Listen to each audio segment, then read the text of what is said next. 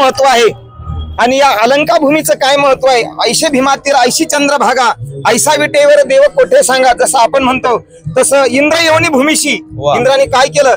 आणि पुन्हा एक नामराय म्हणतात, नामा म्हणे देवा आणि विश्रांती घ्यावया, जर इथं देवाला विश्रांती मिळती तर मग जीवाला मिळेल का नाही। थोडं आम्हाला आळंदीच्या भूमीविषयी सांगा काहीतरी आमच्या दर्शकांना। आता ही आळंदी नगरी म्हणजे अलंकापुरी नगरी।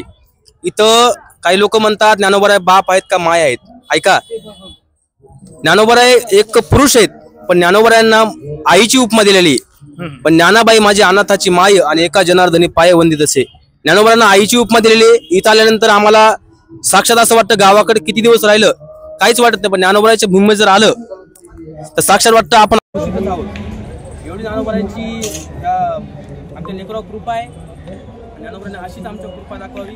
इंद्रायणी एवढी घाण झाली, ऐका, जेव्हा आम्ही शिकायला होतो तेव्हा इंद्रायणी घाण नव्हती, पण आता अशीच वेळ आलेली इंद्रायणी एवढी घाण झाली की सरकारला एकच विनंती करेल, एखादा रस्ता कमी बांधा, एखादा रस्ता कमी बांधा किंवा एखाद्या रस्त्याला पैसे कमी द्या, पण तुम्ही आधी इंद्रायणी साफ करा। कारण वारकरी येतात तिथं आंघोळ करतात, ते श्रद्धेने पाणी पिण्यासाठी गावाकडे येतात। सरकारला एक माझी विनंती आहे की तुम्ही इंद्रायणी साफ करा।